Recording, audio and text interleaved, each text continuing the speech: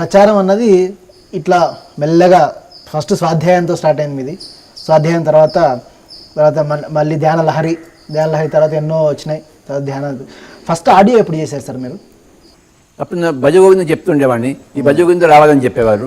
So Bhaja Govindam record చేశాం. First Bhaja Govindam sir? Bhaja Govindam record చేశాం, okay. ఇంట్లోనే రికార్డ్ చేశాం. స్టార్ట్ చేయడమే భజగోవిందం. తర్వాత తిరుపతిలో ఒక స్టూడియోలో రికార్డ్ చేయడం మొదలుపెట్టాను. ఫస్ట్ క్యాసెట్స్ అన్నీ తిరుపతిలో ఉండేవి. అవును. శివప్రసాద్ ఇలా అడిగేవాడు, నేను శివప్రసాద్ చెప్తుండేవాడిని. అనేవాడు నేను మీ అందరికీ తెలిసిన డి శివప్రసాద్ పత్రిజీ గారితో ఉండేది. అది అక్కడి నుంచి స్టార్ట్ అయింది. నమస్కారం శివప్రసాద్ గారు. స్టార్ట్ చేశారు. మేము ఈరోజు మీ ముందర ఇలా కూర్చొని మాట్లాడడానికి ఆ క్యాసెట్లే కారణం సార్. మీ వాక్షేత్రంని నేను కనీసం ఒక 200 సార్లు వింటాను సార్. సంకల్ప శక్తి, వాక్షేత్రం, వేమన, మాధవ సేవయే మానవ సేవ, ఎన్లైటన్మెంట్ అంటే ఎందరో మహానుభావులు, ఆత్మవిజ్ఞానం, వేమన. అక్కడి నుంచి తర్వాత తిరుపతి తర్వాత నెక్స్ట్ క్యాసెట్స్ బాగా చేసింది సంజయ్ కింగ్ సార్. మన మారన్ శివప్రసాద్ గారు పట్టుకున్నారు సంజయ్ కింగ్ అని. మృదంగంతో మన ఎల్లా వెంకటేశ్వర గారు మృదంగంతో సంగీతం చేద్దామని చెప్పేసి స్టూడియో తీసుకెళ్ళాడు సార్. అక్కడ నేను ఫస్ట్ టైం చూడడం ఎవరిని, doctor Sanjay king. First time ఎల్లా వెంకటేశ్వర గారిని తీసుకుని మృదంగం పెట్టామన్నమాట.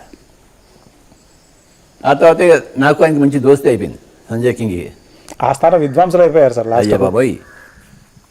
సో ఆయన దగ్గర ఎన్ని సంగీతంతో, ఇక్కడ తిరుపతిలో సంగీతంతో కాదు, ఓన్లీ డాక్టర్ శివప్రసాద్కి సంగీతం లేదు. అవును సార్. ఓకే. సంజయ్ కింగ్ దగ్గర సంగీతం ఉంది కనుక అక్కడ నేను రికార్డ్ చేయడం మొదలుపెట్టాను. నేను పాట మొదలుపెట్టాను.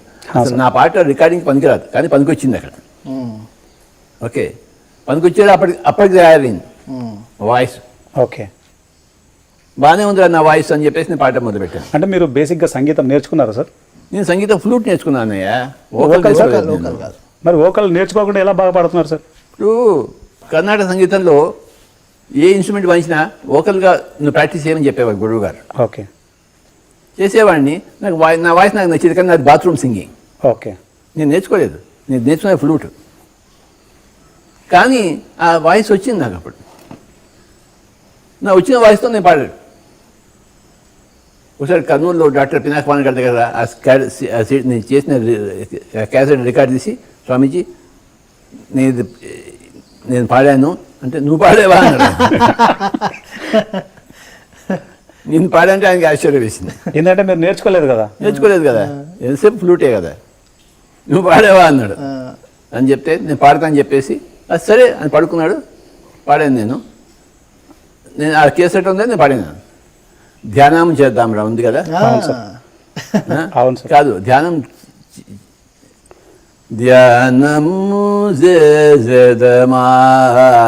ఇది మొదలు పెట్టాను.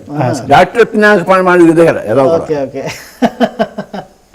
సంగీత విద్వాంసులు సాక్షాత్తు మీ గురువు గారి దగ్గర. అయ్యా నాకు శరీరం కంపిస్తుంది ఇప్పటికీ. సో మొదలు పెట్టాను ఆయన దగ్గర కూర్చుని. ఆయన పాట అంతా విని, నువ్వు హిందుస్థాన్ ఎప్పుడు నేర్చుకున్నావా అన్నాడు. నాకు హిందుస్థానే బొందా, కర్ణాటకమే లేదు నాకు వాసు. కానీ ఆ స్టైల్ అంతా హిందుస్థానీ వచ్చింది. తర్వాత నాకు అర్థమైంది అంటే, నా గత జన్మలో ఎంతో గాయకుడిని నేను. ఓకే. హిందుస్థానీ గాయకుడిని. ఓకే. నాకు ఆ టచ్ అన్నీ వచ్చాయి. నాకు అది చేస్తుంటే వచ్చింది. నాకు పాస్ట్ విజ్డమ్ అంతా ప్రజెంట్ లైఫ్కి కనెక్ట్ వచ్చేస్తుంది. మనకి తెలియకుండానే వచ్చేస్తుంది.